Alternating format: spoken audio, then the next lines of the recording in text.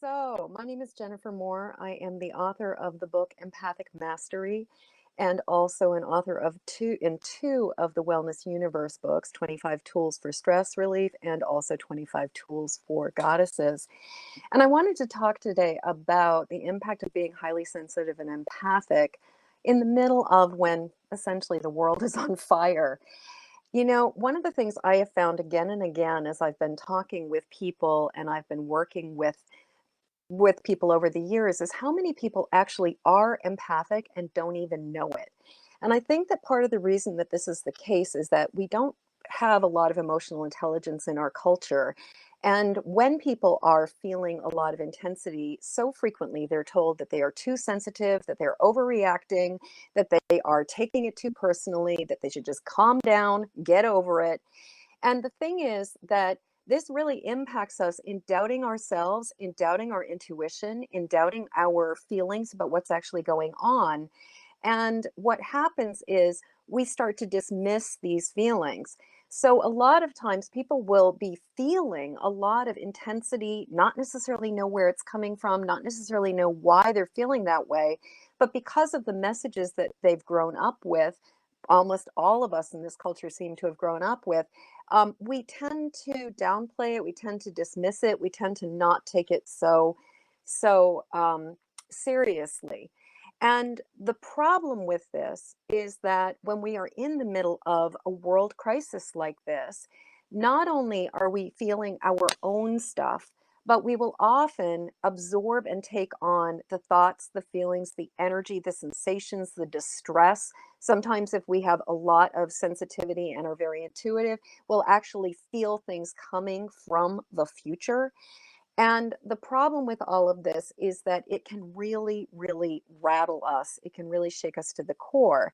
And what I have found is that where most people in a situation like this are going to be concerned about what's going on, the thing about empaths is that we have a tendency to not only feel our own feelings and experience our own thoughts and our own sometimes physical sensations, but we have a tendency to absorb and experience feelings, sensations, thoughts that are going on in the world around us. And so what happens is that causes us to go into the fight or flight. It causes us to go into a state of reactivity instead of response. And it also provokes the part of us that goes into a state of urgency and often feeling the need to rush in to rescue, to fix situations. And what happens is we are not able to function from a place of calm, grounded ease. Instead, what we're doing is we're sort of running around and spinning in a state of distress.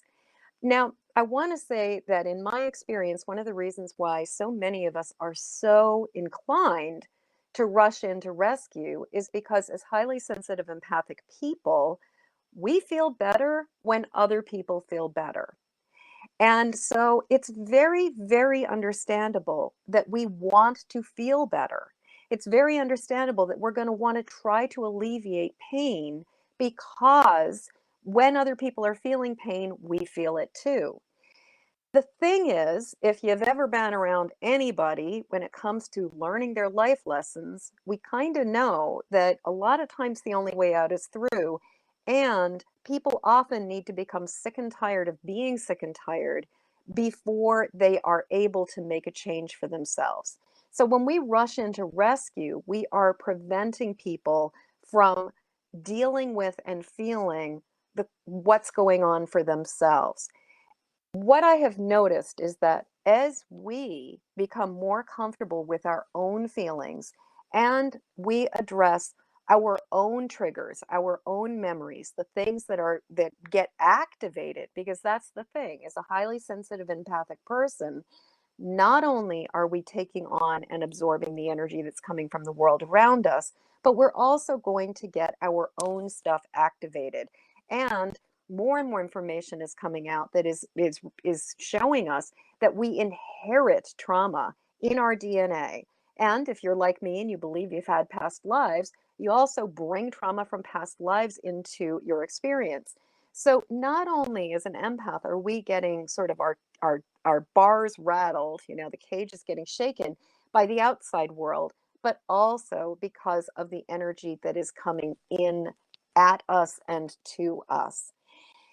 And so what is so incredibly important is for us to learn how to address and deal with the energy that is going on inside of us and calm our own system down so that when there is pain in the world, when there is misery, when there is distress, we can hold space for it and we can be present to things without finding ourselves engaging with it from a place of our own emotional turbulence. And so, what I have found is that within the empathic mastery system, there are 5 steps: recognize, release, protect, connect, and act. And what I've noticed is that before we can go on to the putting the bubble of light up around ourselves and do all and take action in the world and be one of the solutions and part of helping everybody, what we have to do first is we have to recognize what's going on. And so the first piece of the tool that I want to share with you guys right now is the tool of recognizing when we have been empathically hijacked and when we are experiencing something that is not necessarily just coming from ourselves. So the very first thing that I do when I'm feeling out of sorts is I actually ask the question to myself, is this mine? Now, I just want you to right now just put your hands on your heart and take a moment to just tune in and just really feel, like, how are you feeling at this very moment? Just noticing if there's any kind of, sensations in your body or any kind of sort of random thoughts that are going across your mind. And then I want you to just ask yourself, is this mine? Is this mine?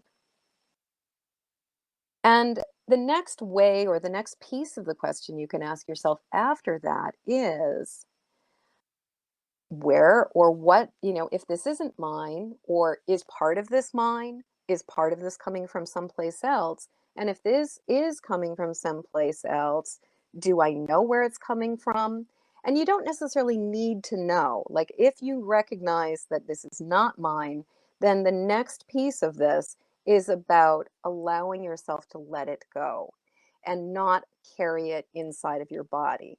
And so, very simply, because I can see we are getting to the end of this time, I just want to invite you to take a moment to put your hands over your heart.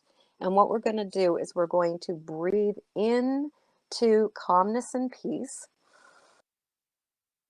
and breathe out any distress or tension or worry. Breathing in gentleness and breathing out any concerns. Breathing in your divine connection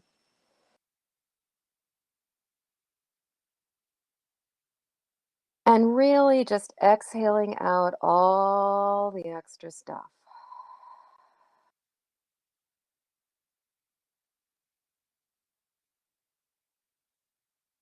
I know I actually feel calmer and more grounded. Now, there are so many tools that we can use, and this is just the tip of the iceberg. If you go over to my Wellness Universe profile, you will see a link for my freebie, which is actually an illustrated guide for using EFT, which stands for Emotional Freedom Techniques, and starts to explain how you can actually integrate and use the tapping points, which is using the tapping points as you tap and breathe, or you touch and breathe, breathing in calmness and breathing out any tension or worry. Okay, I do believe that is my time. Anna, thank you so much for having me here.